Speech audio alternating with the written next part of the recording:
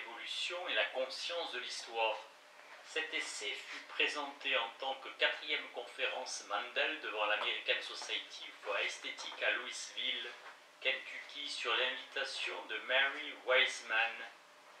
David Mendel avait fondé une charge de conférences. Les conférences ayant lieu une année sur 2 devaient être consacrées à un aspect des relations entre l'évolution et l'art. Mendel avait exprimé la conviction que l'art remplit le rôle principal dans la promotion de l'évolution future de l'humanité. En acceptant l'invitation, je décidai de remplir consciencieusement mon rôle d'invité et de m'attacher aux vues exprimées par Mendel. En tout cas, cela m'a permis de mener ma conception de l'histoire de l'art au-delà des convictions exposées dans la fin de l'art et d'ajouter quelques réflexions supplémentaires concernant la relation entre l'art et la philosophie. Qui d'autre que le père de Léonard de Vinci aurait pu envisager le projet grandiose d'engendrer, grâce à la procréation planifiée, une réplique de son enfant exceptionnel? À l'aide d'une expérimentation conjugale dont l'audace imaginative prouve que le brillant artificier avait après tout de qui tenir, Piero da Vinci tenta de recréer des circonstances aussi proches que possible de celles dans lesquelles Léonard avait été conçu, dans l'espoir confiant et extravagant que si la femme, la chambre et la configuration astrologique étaient toutes suffisamment semblables, on pouvait légitimement placer de grands espoirs dans la similarité du résultat. Piero pensait que le génie avait plus de chances d'être un produit génétique que le résultat de l'éducation. Encore qu'avoir eu Verrocchio comme maître n'ait pas pu faire de mal à Léonard. Mais de toute façon, un homme qui avait tenté de reconstituer les circonstances jusqu'à leur indiscernabilité morphologique n'aurait certainement pas négligé la nourriture de son rejeton. Il eut une idée brillante. Procréer pour engendrer un génie devait être du même ordre de fait que procréer en vue de produire n'importe quel trait ou ensemble de traits désirables. Autrement dit, il faisait confiance à un genre de savoir populaire en vigueur dans les cours de ferme, et qui, 3 siècles plus tard, allait être le paradigme de Darwin. Comme le montrent les actions qu'il entreprit, Piero pensait qu'on sait trop peu de choses concernant les facteurs causaux d'où procède le génie pour qu'on puisse se permettre de tenir quoi que ce soit pour certains. Les mécanismes de la sélection sont du même type que ceux dont on se sert dans l'élevage de pigeons lorsqu'on veut sélectionner une forme ou couleur spécifique,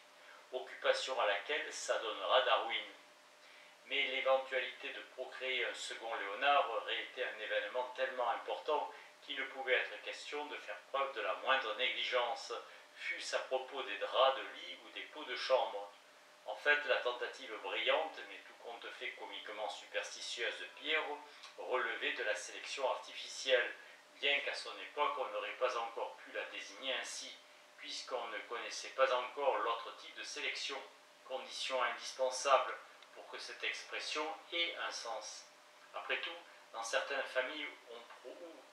on procrée en vue de la sveltesse, de la petite taille ou de la beauté, et au XVIe siècle, la couche où on engendrait les descendants était un lieu de pouvoir.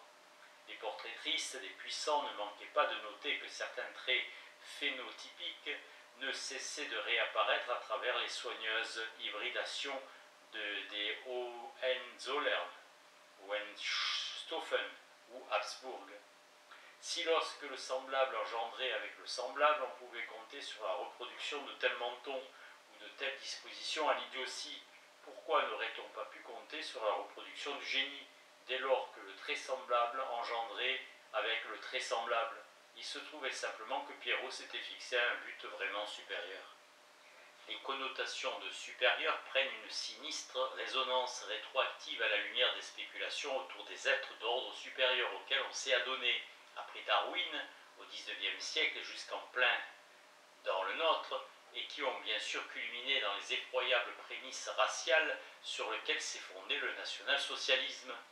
Mais il n'y a guère de doute que l'artiste, pour me servir des capitales de la typographie romantique, aurait été parmi les exemplaires les plus bénins de ce type d'homme supérieur, dans lequel certains prophètes voyaient la rédemption de l'espèce.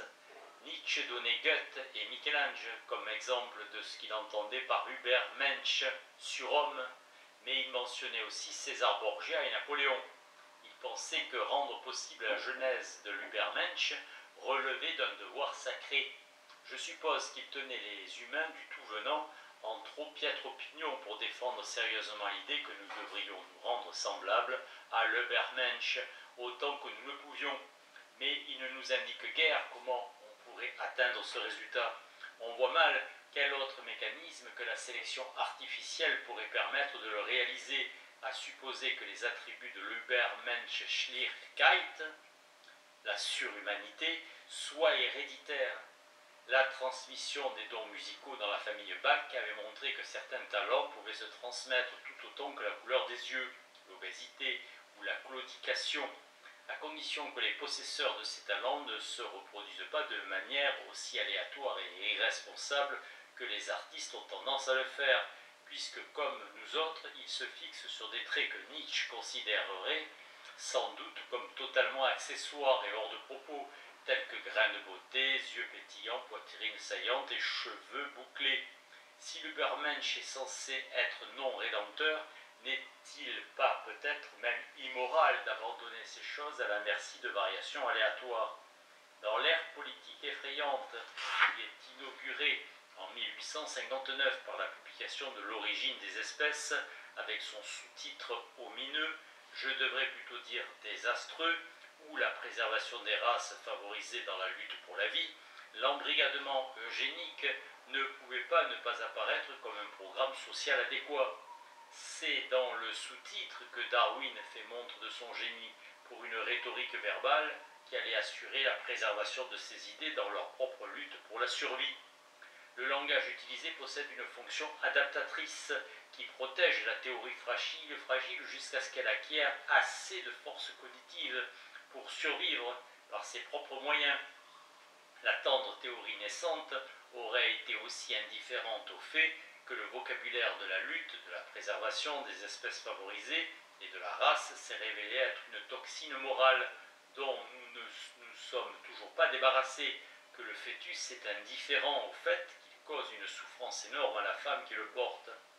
Les batailles autour de son vocabulaire ont fait que l'intérêt porté à la théorie s'est détourné des coléoptères et chardonnerets vers l'humanité considérée comme type évolué, vers l'artiste conçu comme le type humain le plus évolué. On pourrait presque y voir une formidable tactique de diversion grâce à laquelle la recherche scientifique, qui était indispensable à ces théories, si elle devait s'imposer, pouvait être menée en paix. S'il en avait été ainsi, cela aurait été faire preuve de préscience, puisque même de nos jours, certains philosophes des sciences, qui défendent par ailleurs des thèses avancées, contestent le caractère scientifique de la théorie de l'évolution, avec autant de subtilité que d'autres discutent la légitimité scientifique de la théorie psychanalytique.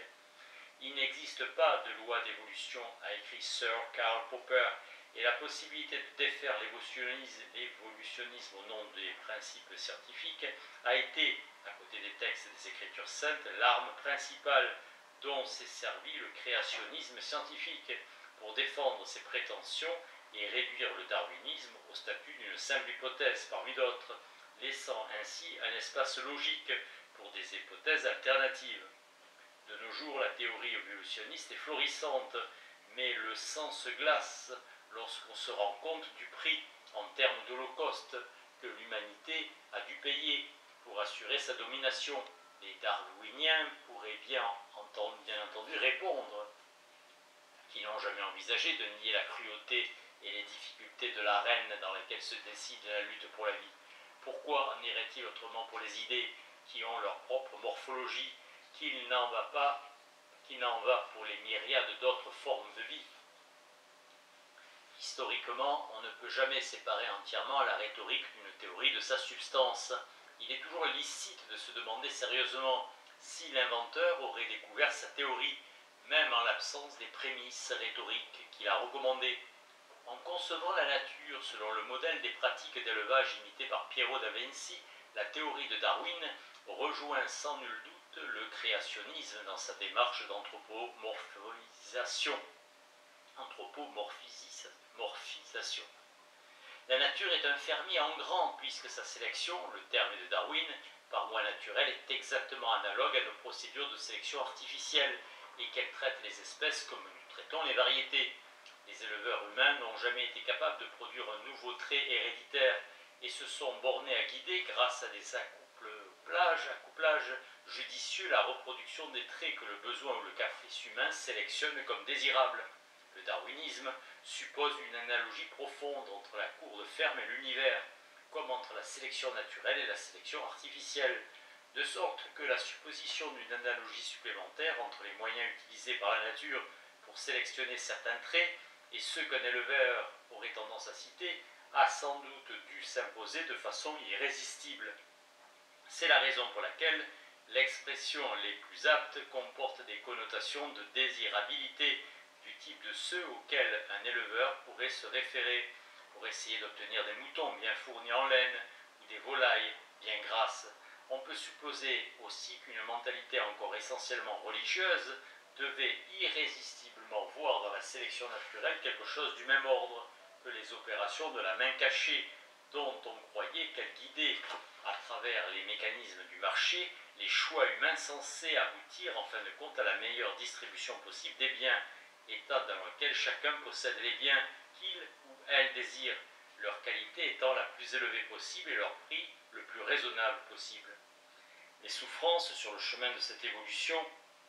l'élimination des espèces inadaptées et des traits nocifs dans les espèces existantes d'un côté, l'élimination de ceux qui ne sont pas compétitifs et se révèlent économiquement inférieurs de l'autre, était censée être tout simplement le prix ou le genre de prix qu'on devait s'attendre à devoir payer pour cette évolution vers l'état final désiré. Un prix négligeable à condition d'adopter le point de vue détaché avec lequel le problème du mal nous a rendus familiers au fil des âges. L'éleveur de pigeons se sert des rebuts pour fabriquer des pâtés de pigeons et sauve les meilleurs pour l'élevage futur. La nature ne veut que viser le même type d'état final que celui que nous visons, et bien qu'il ne proclamât cette thèse qu'avec quelque hésitation, Darwin pensait que les êtres humains, ayant évolué comme il l'avait fait, n'étaient pas moins merveilleux que s'ils avaient été créés instantanément par le souffle divin, animant une poignée de poussière. Les prophètes du surhomme se bornaient à augmenter la mise de départ en valorisant des constellations de caractéristiques qui sont rares au niveau de la variété en question, par exemple, celle qu'exemplifie un homme comme Léonard, et ils ne voyaient aucun obstacle moral à une sélection reproductive dans cette visée. Si la nature est capable d'engendrer l'homme à partir des primates inférieurs, pourquoi ne pourrions-nous pas transformer notre espèce en une espèce composée de génies, en reproduisant des traits déjà existants, mais pour le moment encore beaucoup trop soumis à la chance? Léonard ne semblait que peu enclin à l'acte dont dépend la procréation, ce qui explique peut-être pourquoi Pierrot prit lui-même les choses en main. Reste à savoir pourquoi nous désirerions reproduire le talent artistique. Dans les techniques de reproduction modernes, on distingue entre la reproduction pour le caprice et la reproduction utilitaire,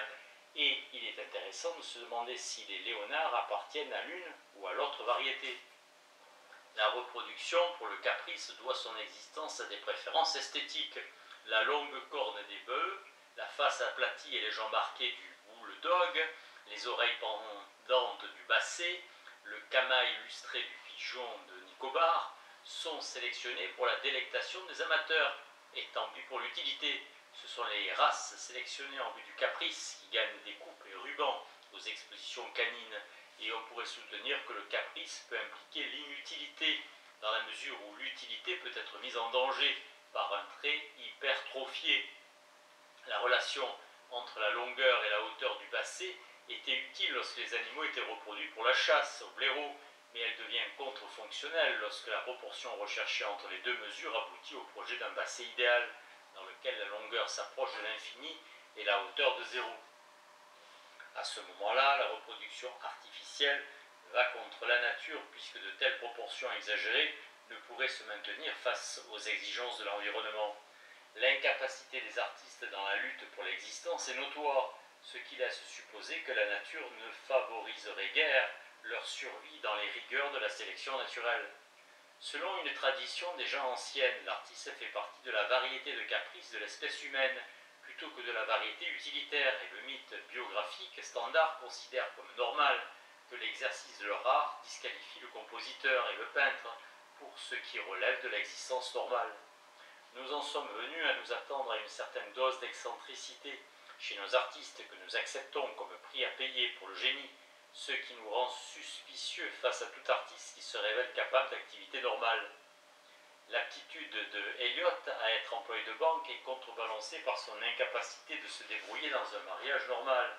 La nature a peut-être été très sage en distribuant plutôt chichement les talents artistiques parmi l'espèce, ce qui constituerait un argument contre tout projet de reproduction sélective susceptible de nous transformer en une race de surhommes léonardiens.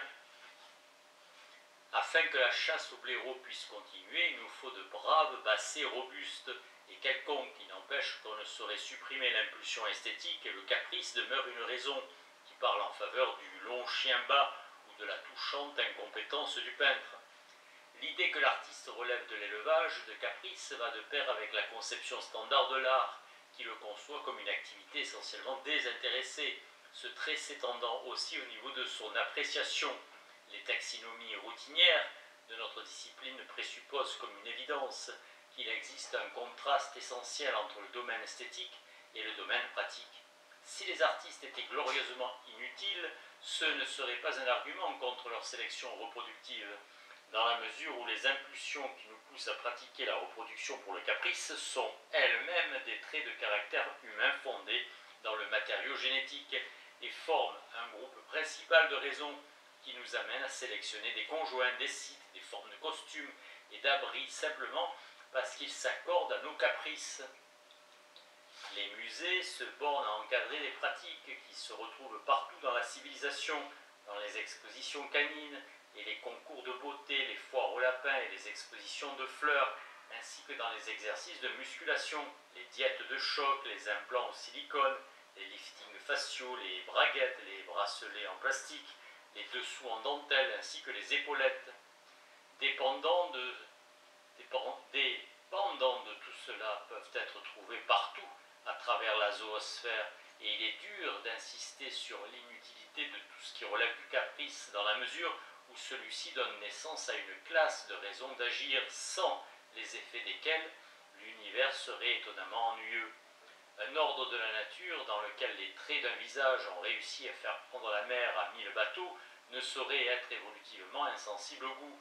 Peut-être que l'esthète est aussi inapte que l'artiste au grand combat de la vie, mais le trait qui chez lui est développé de manière si remarquable est aussi adaptatif que le son à un niveau de développement moins élevé. Les oreilles du basset, dès lors qu'elles n'atteignent pas une longueur absurde, elles peuvent servir à fournir des stimuli qui maintiennent la tête du chien dans la position optimale pour flairer. Tout ce qui est fantaisiste a une origine utilitaire, sinon cela n'aurait